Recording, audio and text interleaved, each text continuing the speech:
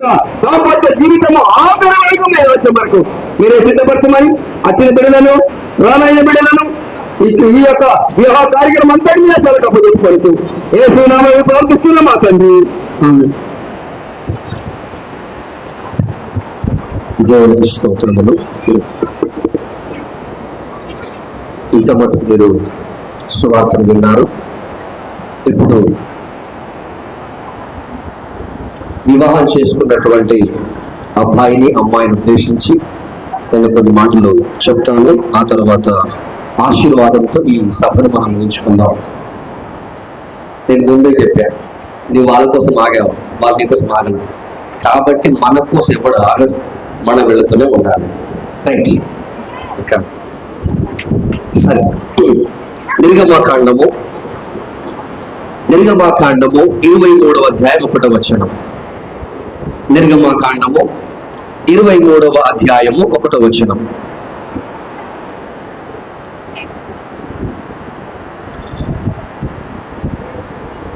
చదువు.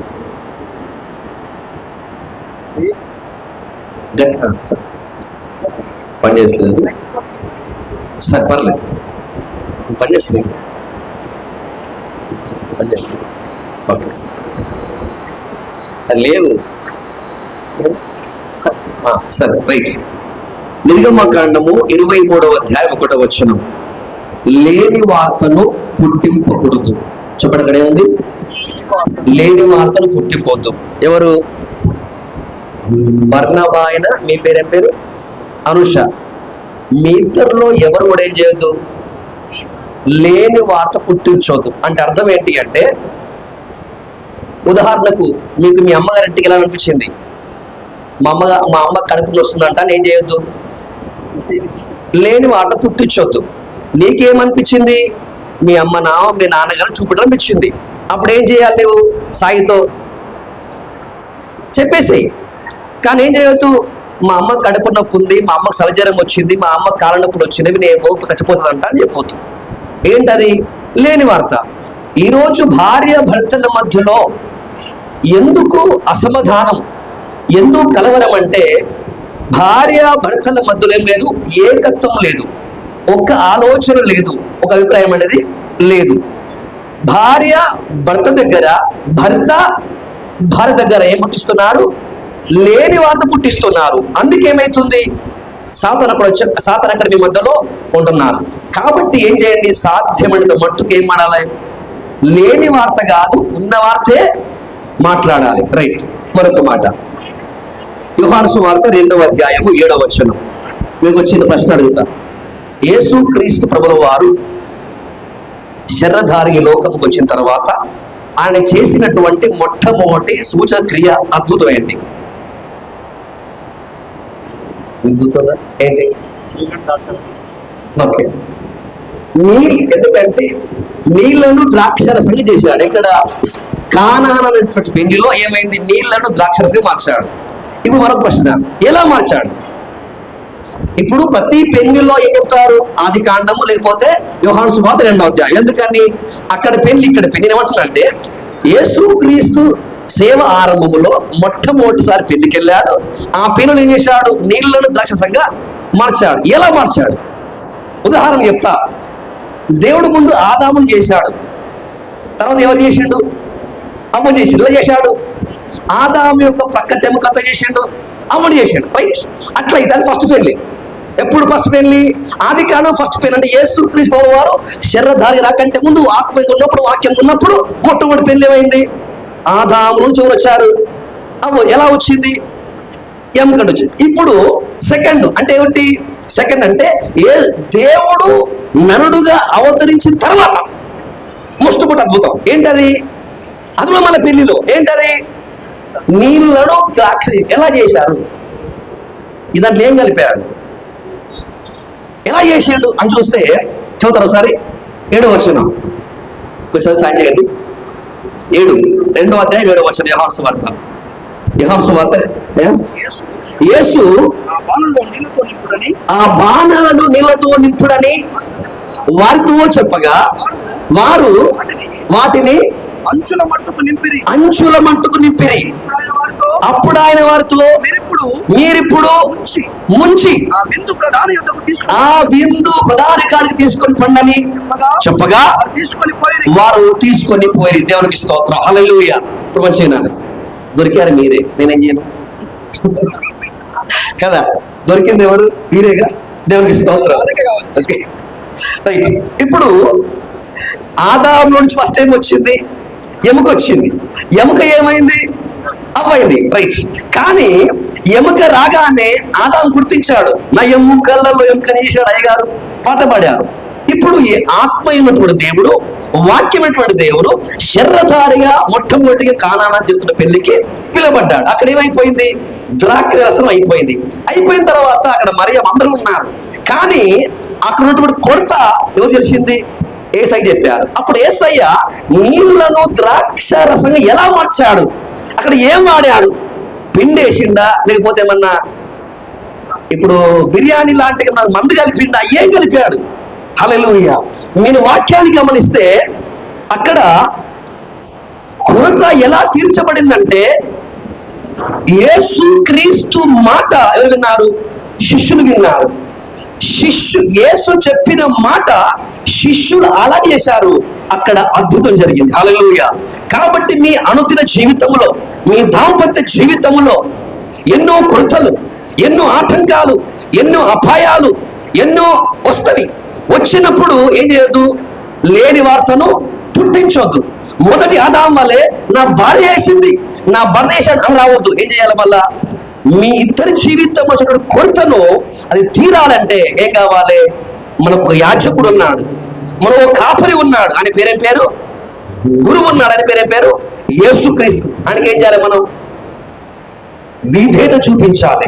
అనగా కానాను విందులో ఎందుకు అద్భుతం జరిగిందంటే, అక్కడ పెళ్లికి వచ్చిన వారేమో చేయలేదు. ఓకే, పట్టుకో. పెళ్లికొచ్చి ఓకేనా? హల్లెలూయా. పెళ్లికి వచ్చిన వారు ఏం చేయలేదు.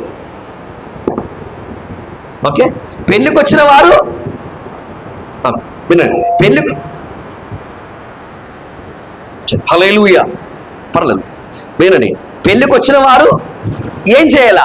పెళ్లి పెద్దలు ఏం చేయాలా? ప్రధానులు ఏం చేయాలా? వంట వాళ్ళు ఏం చేయాలా? కానీ ఎక్కడ ఏం జరిగింది? నీళ్ళు ఏమైనాయి? ఎలా జరిగింది అంటే, శిష్యులు కూడా ఏం చేయలేదు. కేవలం యేసు ఏం చెప్పాడో అది చేశారు అంతే. కానీ ఈ రోజుల్లో క్రైస్తవులు, విశ్వాసులు, సంఘ పెద్దలు, పాస్టర్లు ఎలా మారిపోయారు అంటే, అది ఎలా అవుతుంది అని 100 ప్రశ్నలు. ఇవి వద్దు. హల్లెలూయా. దేవుని వాక్యం ఏంటి? దేవుని పరిశుద్ధ లేఖనం ఏం చెప్పిందో అది చేయడమే మన విధేయత. మీరు దేవుని వాక్యానికి సంపూర్ణంగా లోబడగలిగితే ఖచ్చితంగా దేవుడు మీ జీవితం చేస్తాడు, అద్భుతాలు చూస్తారు. ఈరోజు ఒక మాట చెప్తా. నా పెళ్ళై 15 సంవత్సరాలు. ఎన్ని సంవత్సరాలు? 15 సంవత్సరాలు. ఈ రోజు వరకు ఒక్కసారి కూడా నా భార్య నేను కొట్టలా. నువ్వు కొట్టొద్దు, మీ దెబ్బలు తినవద్దు. ఎందుకంటే వాక్యం సెలవిస్తుంది, భార్య అనే వ్యక్తి ఏం చేయాలి? భర్తకి ఏం చేయాలి? లోబడి ఉండాలి. అర్థమైందా? ఏమో చేయాలి? లోబడి ఉండాలి. ఆయన ఏం చేయాలి? నిన్నేం చేయాలి? ప్రేమించాలి. దేవునికి స్తోత్రం, హల్లెలూయా. రైట్. ఇప్పుడు ఒక మాట ఏదైనా దయచేసి ఫిలిప్పీ పత్రిక 2వ అధ్యాయం 21వ వచనం చదువుతారు. హల్లెలూయా. అది వాళ్ళు ఏర్పరచుకున్న ఈ దినం. దేవునికి స్తోత్రం. ఫిలిప్పీ పత్రిక 2వ అధ్యాయం 21వ వచనం. ఫిలిప్పీ పత్రిక 2వ అధ్యాయం. అమ్మా మైక్ తీసుకుతాలి. Very good, very good, very good, very good. చదువు చదువు. మీ క్షేమ విషయమై నిజముగా చింతించువాడు అతని వంటి వాడెవడును నా యొద్ద లేడు. అందరూ తమ సొంత కర్మ చూచుకొనిచున్నారు. అతని యోగ్యత మీరు తండ్రికి కుమారుడు ఎలాగూ సేవ చేసానో అలాగే అతడు కూడా నాతో కూడా చాలా వినండి, దేవునికి స్తోత్రం. ఇక్కడ మనం గమనిస్తే తండ్రి అయినటువంటి మాట, తండ్రి మాట ఎవరు విన్నారు? యేసుక్రీస్తు విన్నారు. మంచి విన్నారు. ఎవరు మాట విన్నారు? తండ్రికి సంపూర్ణంగా లోబడ్డారు, కుమారుడు లోబడ్డారు. కాబట్టి కుమారునికి ఎవరు లోబడ్డారు? శిష్యులు లోబడ్డారు. హల్లెలూయా. ఇప్పుడు శిష్యుడు ఇప్పుడు ఏమైనా గురువు అయిన ఆయన పేరు ఏం పేరు? పౌలు. పౌలు మాట ఎవరు వింటున్నారంట? తిమోతి వింటున్నారు. తిమంటున్నారు, ఒక తండ్రికి కుమారుడు ఎలాగైనా సేవ చేస్తున్నారో నా దగ్గర ఉన్నటువంటి తిమోతి నాకు అలాగా సేవ చేస్తున్నా. దేవునికి స్తోత్రం. హల్లెలూయా. కాబట్టి ఈరోజు సేవకులు అంటే ఎట్లయిపోయిందంటే, పెళ్లికి, పేరంటానికి, బర్త్డేకు వస్తే ఎవరు కావాలి? సంఘం దేవుడు కావాలి, మీకు అవసరం లేదు. హల్లెలూయా.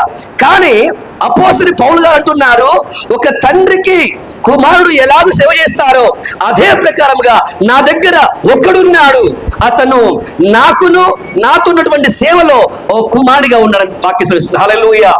కాబట్టి ఈ రోజు మొదలుకొని పెళ్లి అయిపోయింది అని ఇక మాకు ఎవరు అవసరం ఉండొద్దు. ఏం చేయండి?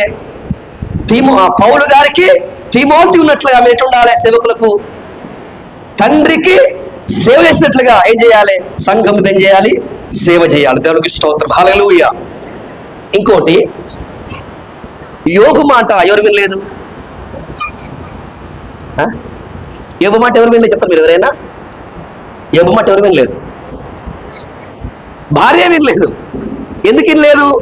కార్లు ఉన్నప్పుడు, బిల్డింగ్లు ఉన్నప్పుడు, బండ్లు ఉన్నప్పుడు, తర్వాత మంచి ఉదారంగా వస్తున్నప్పుడు భార్య వినదా? లేదా?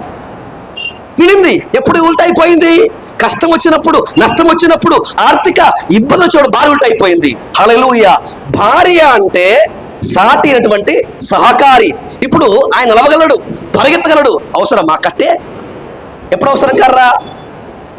ఆయన కుంటుతున్నప్పుడు, నడవలేనప్పుడు ఏం కావాలి? సహకారం కావాలి. కాబట్టి బర్రమా ఎట్టి పరిస్థితిలో ఉన్నా అతన్ని చెయ్యి విడిచిపెట్టు అంటే అంటే నేను పోతా ఎడికి. నల్గొండ ఎవరు? దేవుడికి ఉండదు. హల్లెలూయా. అంటే అంటే ఏం చేయవద్దు. హల్లెలూయా. ఇంకో మాట చెప్పాలా, ఈ రోజు మీ దగ్గర ఒక పోస్ట్ వచ్చింది. ఏ పోస్ట్ చెప్పండి ఒకసారి. మీకు పోస్ట్ వచ్చింది. ఏ పోస్ట్ తెలియదా? ఈ రోజు వరకు నువ్వు అబ్బాయి, నువ్వు అమ్మాయి, కానీ ఈ రోజు నుంచి భర్త అని ఒక పోస్ట్ వచ్చింది. నీకేమొచ్చింది? భార్య పోస్ట్ వచ్చింది. అవునా కదా? కాబట్టి ఆ పోస్ట్ ఏం చేసుకోవాలి? మీరు కాపాడుకోవాలి. హల్లెలూయా. ఎవరికి భార్య? నువ్వు బర్నబాకు భార్య. నీవెవరికి? అనుషకి నువ్వేమైనావు? భర్త అయినావు. భర్త అంటే ఏంటి అర్థం తెలుసా? భర్త అనగా అధికారి, భర్త అనగా శిరస్సు. భార్య అంటే ఏంటి మరి వాక్యానుసారంగా? శరీరం. భార్య అంటే అర్థం ఏంటి? శరీరం. భర్త అంటేనేమో శిరస్సు, భార్య అంటే అర్థం ఏంటి? ఇవి ఎట్లుండాలి మీరు? బర్నబా హైదరాబాద్లో, అనుష గోల్కొండ, అది దేవరకొండ ఉండొద్దు. అటు ఉండొద్దు. ఎట్లుండాలి మరి చెప్పరేంటి? ఇప్పుడు నా కాలు హైదరాబాద్లో ఉంది, నా తలకాయ గోల్కొండలో ఉందా? లేదు. మీ పెళ్ళి నేను వచ్చా కాబట్టి ఏం చేయాలి? అనుష నువ్వు చచ్చిపో, నేను డుడుకున్నాను, అబద్ధాలు చెప్పొద్దు. ఏంటి లేని వార్త? కొంతమంది దొంగ ఇసుక వేస్తూ ఉంటారు. ఏమంటారు? చర్చి రాలేదంటే కడుపు నొప్పన్నా, చెయ్యి నొప్పన్నా, ఇదన్నా, ఇదేంటి? మీరు దయ్యాన్ని పడుతుంది. మీకు మీరేమనుకున్న ప్రధానికి స్తోత్రం. ఏం పుట్టించవద్దు?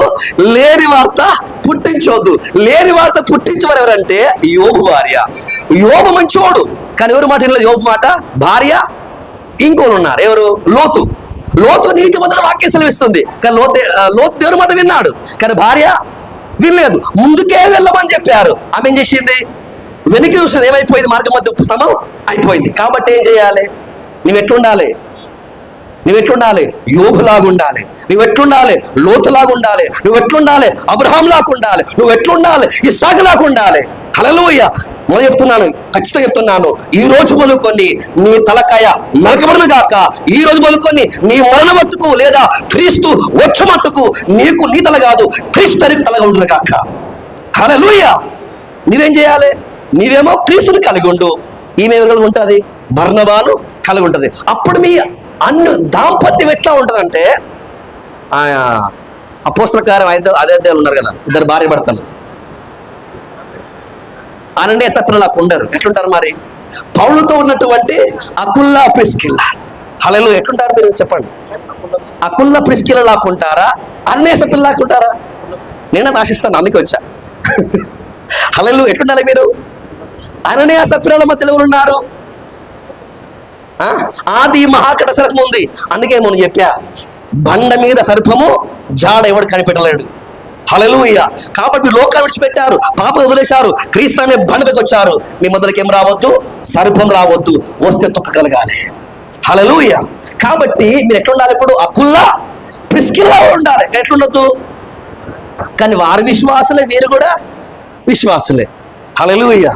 కానీ వారి మరణించారు, వీరు పరలోకం వెళ్ళారు. అంత మాత్రం కాదు, అకుల్లాల ప్రిస్కిలాల వల్ల అనేక సంఘాలు కట్టబడ్డవి, అనేక ఆత్మలు రక్షణకు వచ్చినవి.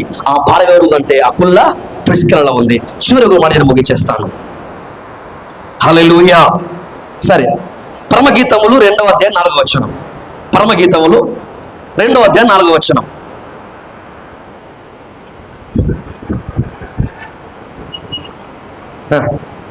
పరమగీతములు 2వ అధ్యాయం 4వ వచనం. ఈ వాక్యం ముగించుకుందాం మనం.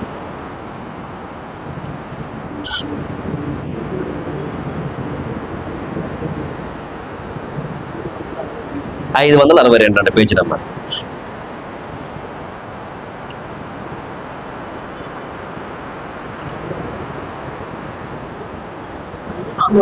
అతడు నన్ను విందుశాలకు ఎట్టబోయిందంట? తోలుకోబోయిండా, తోడుకొని పోయిండా? మళ్ళీ చదువు. అతడు నన్ను విందుశాలకు తోడుకొని పోయింది. హల్లెలూయా. రెండు వేరండి. తోడుకొని పోవడం వేరు, తోలుకుపోవడం వేరు. ఒక మానవుడు పశువులు చేస్తాడు, తోలుకుపోతాడు. మానవుడు భార్యను, పిల్లల్ని తోడుకపోతాడు. హల్లెలూయా. అవి తోలుకొని పోవడం. దేన్ని తోలుకుపోవడం? పశువులేమో తోలుకొని పోతారు. మరి తండ్రి అయితే, భర్త అయితే తోలుకొని పోదటవాలంట, తోడుకొని పోవాలి. దేవునికి స్తోత్రం. హల్లెలూయా. అతడు నన్ను అంతఃపురంలోకి ఏం చేయాలంట? తోడుకొని పోవాలి. కాబట్టి ఇప్పుడు బర్నబా ఇంటికి వెళ్తావు కదా, అలాగే ఇప్పుడు మీరిద్దరు కలిసి ఏం చేయాలి? యేసు క్రీస్తు అనే భర్తకు నిష్కలంకమైన, నిర్దోషమైన, మహిమ గల సంఘంగా మార్చబడాలి, కన్యకగా మార్చబడాలి. అప్పుడు మీ ఇద్దరిని ఆ రాజాతి రాజు, ఆ ప్రభువుల ప్రభువు, ఆ ప్రియుడు, ఆవాడు మిమ్మల్ని తన అంతఃపురంలోనికి తోడుకొని పోడు, తోడుకొని పోతాడు. హల్లెలూయా. అట్టి కృతుడు మిమ్మల్ని గ్రహించును గాక. హల్లెలూయా. ముందుకు రండి, పాఠం చేద్దాం.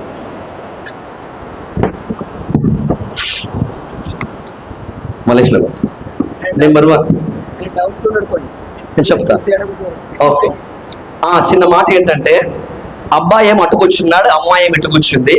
అయితే 40వ కీర్తనలో బైబిల్ రాయబడింది, అంతఃపురములో ఉన్నటువంటి భార్య అతని కుడి పార్శ్వమున నిలబడను అని వాక్యం సెలవిస్తా ఉంది. అయితే క్రైస్తవ నీతి, న్యాయ, బైబుల్ శాస్త్ర ప్రకారంగా కుడి పార్శ్వము కూర్చుంటుంది భార్య. కానీ హిందువు పెనులేమో ఎడమవైపు ఉంటుంది. కాబట్టి బైబిల్ ప్రకారంగా 45వ కీర్తన ప్రకారంగా మేము కుడి పక్క కూర్చోబెట్టాం, బైబుల్ని పాటిస్తాం. అంతే కదా? హల్లెలూయా. రైట్. నెంబర్ 1 నేను అడుగుతా ఫోన్ చేసి. నెంబర్ 1 ఏంటి? లేని వార్త పుట్టింపకూడదు. నెంబర్ 2 ఏం చేయాలి? నీ జీవితంలో అద్భుతం జరగాలి అంటే ఎట్లుండాలి? ప్రతి విషయములో లోబడాలి. ఎవరు లోబడాలి? నెంబర్ 1 దేవునికి, నెంబర్ 2 వాక్యానికి, నెంబర్ 3 సేవకులం. ఓకే. పౌలు ఎవరు లోబడ్డా? తిమోతి ఎవరు లోబడ్డాడు? దేవునికి కాదు, పౌలుకి. ఎట్లా లోబడ్డాడు? కుమారుడు తండ్రికి లోబడినట్లుగా. రైట్. కాబట్టి మీరేం చేయాలి? దేవునికి, వాక్యానికి సేవకులు. నెంబర్ 3 ఏంటి? నెంబర్ 3 ఏంటి? అననీయ సప్పిరాలకు ఉండదు. ఎట్లుండాలి? మళ్ళీ అకుల్లా ప్రిస్కిల్లాకు ఉండాలి, యోబు బాలకు ఉండొద్దు, లోతు బాలకు ఉండదు. ఎట్లుండాలి? హల్లెలూయా. రిబ్కమ్మలాకు ఉండాలి. అంటే ఇద్దరు కూడా అంతఃపురంలోకి అంటగా దేవుడు మిమ్మల్ని తోడుకొని రాబోతున్నాడు. కాబట్టి ఏం చేయాలి? ప్రతిరోజు ప్రార్థన. నిజంగా అయితే నేను రాబోయే రోజుల్లో ఖచ్చితంగా అబ్బాయి అమ్మాయి ప్రార్థన చేసి పెళ్లి చేస్తా. ఇద్దరు కలిసి ఏం చేయాలి? మోకరించి ఏం చేయాలి? ప్రార్థన చేపిస్తా. ఆ తర్వాత పని చేస్తా. అది రాబోతుంది. దేవుడికి స్తోత్రం. హల్లెలూయా. కాబట్టి ఏం చేయాలి? అన్నిట్లో పెట్టుకుంటా మీరు నమ్మకం రండి, కానీ మోకరించండి, ప్రార్థన చేద్దాం.